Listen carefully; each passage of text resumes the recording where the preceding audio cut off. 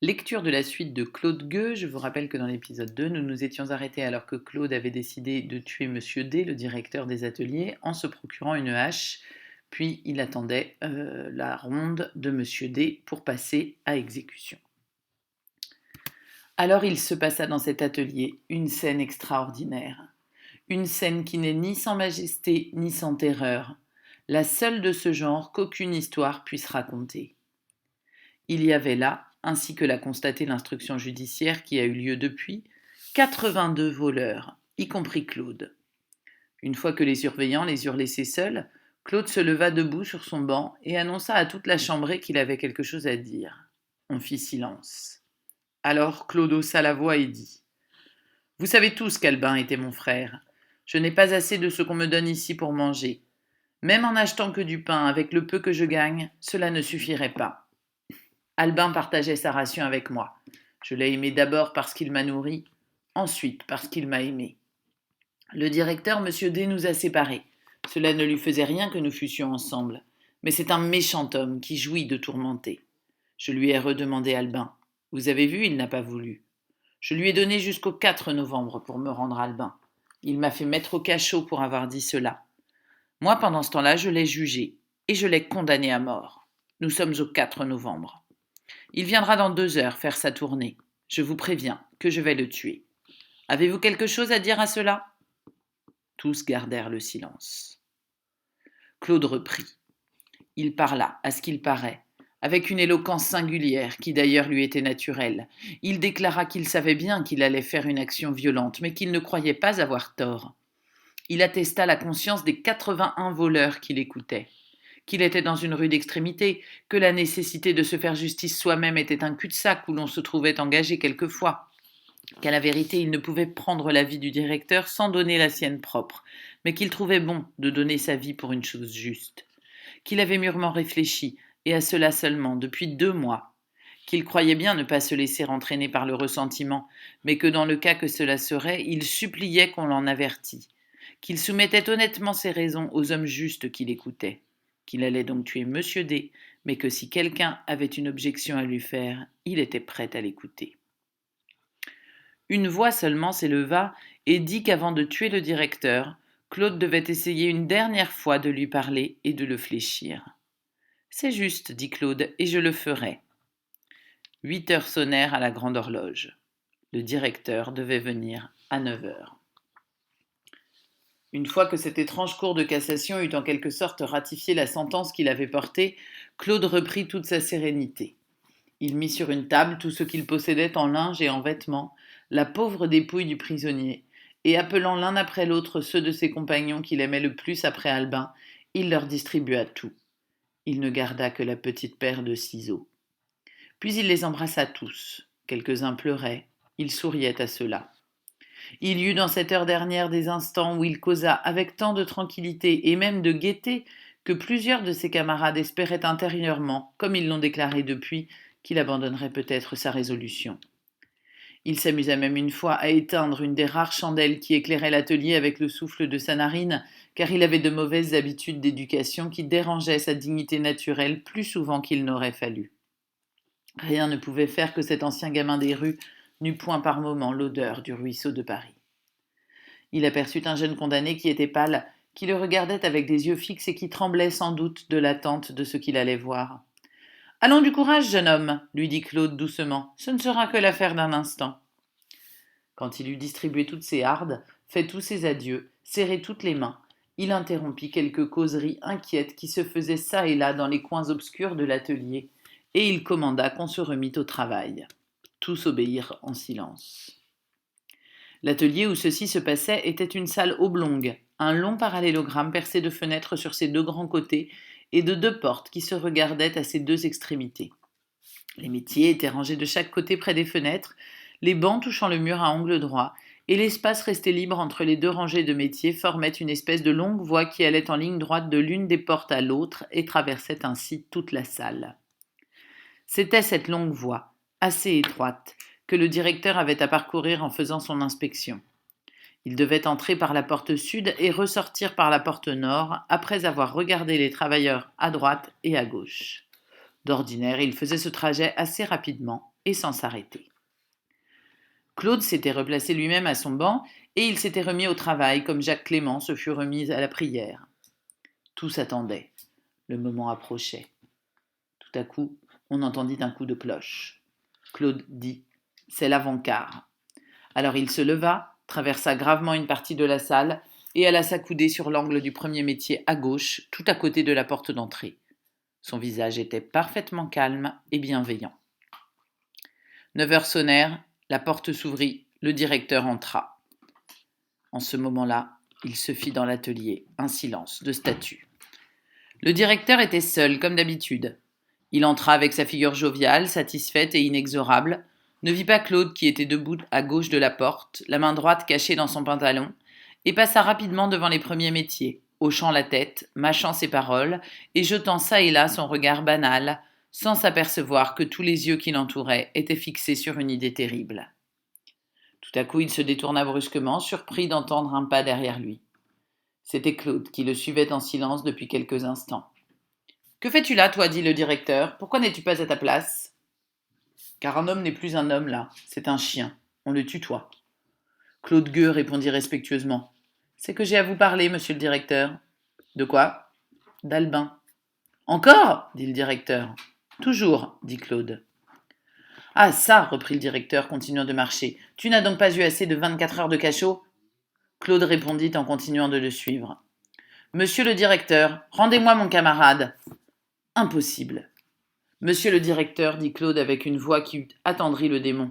Je vous en supplie, remettez Albin avec moi, vous verrez comme je travaillerai bien. Vous qui êtes libre, cela vous est égal, vous ne savez pas ce que c'est qu'un ami. Mais moi, je n'ai que les 4 murs de la prison. Vous pouvez aller et venir, vous. Moi, je n'ai qu'Albin. Rendez-le-moi.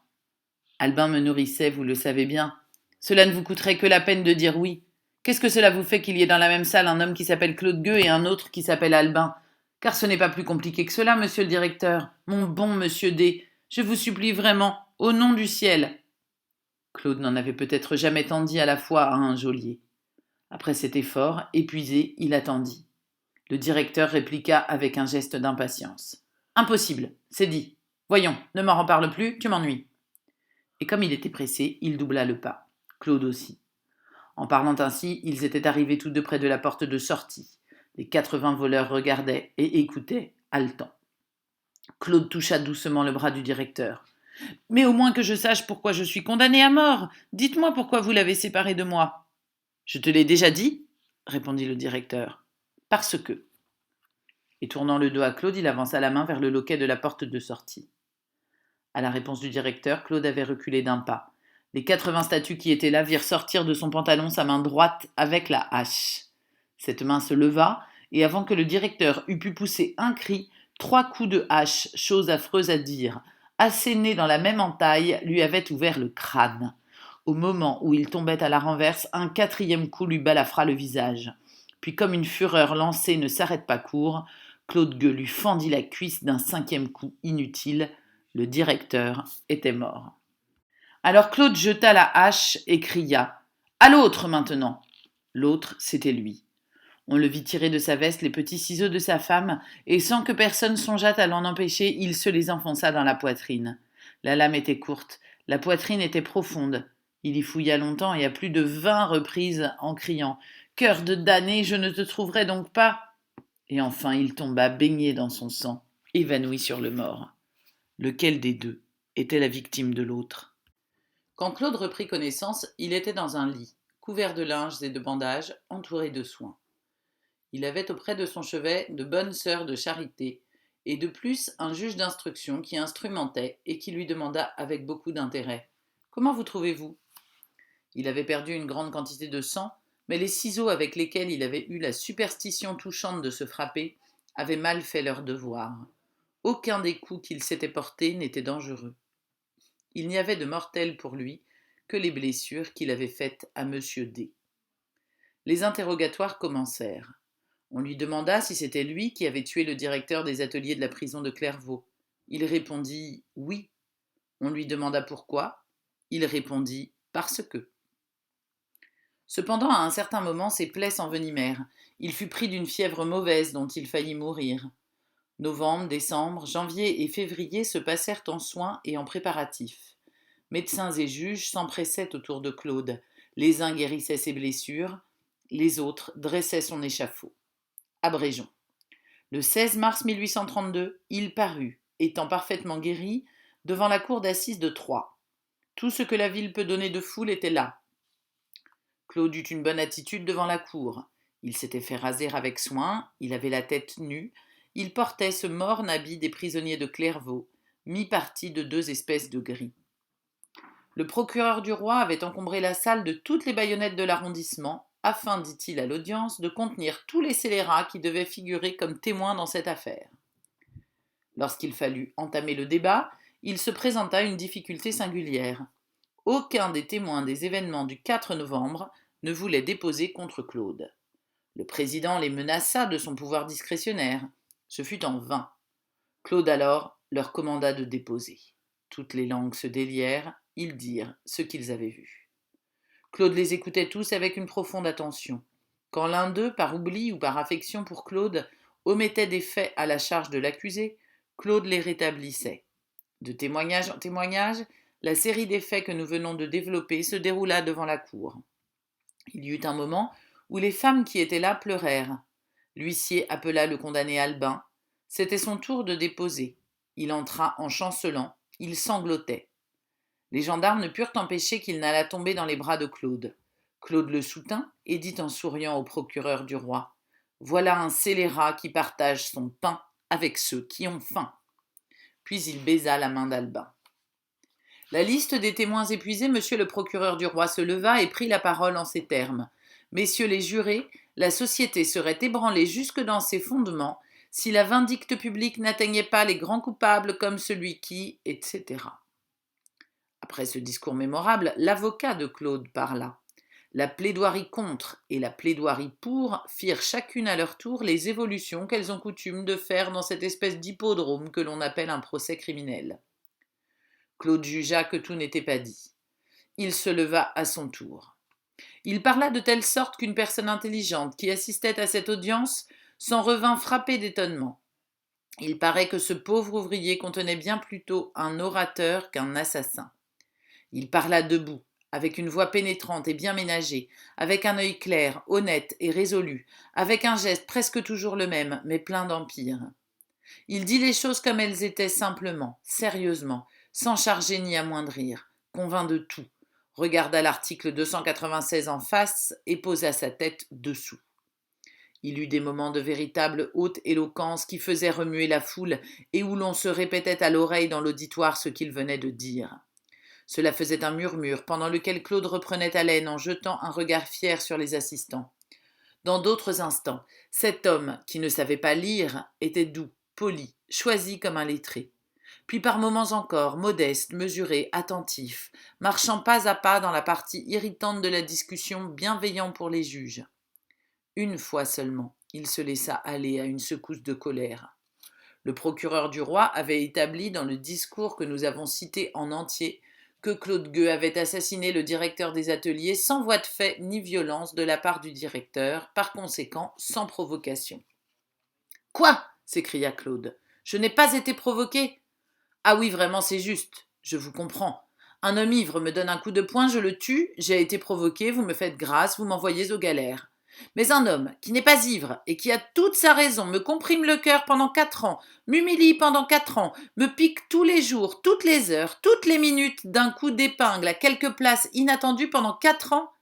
J'avais une femme pour qui j'ai volé, il me torture avec cette femme.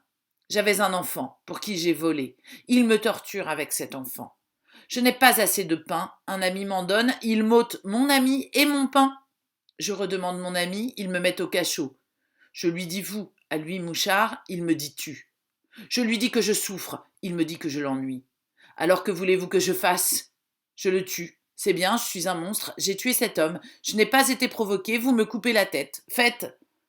Mouvement sublime selon nous, qui faisait tout à coup surgir, au-dessus du système de provocation matérielle sur lequel s'appuie l'échelle mal proportionnée des circonstances atténuantes, toute une théorie de la provocation morale oubliée par la loi. Et nous nous arrêtons ici, nous lirons la suite une prochaine fois.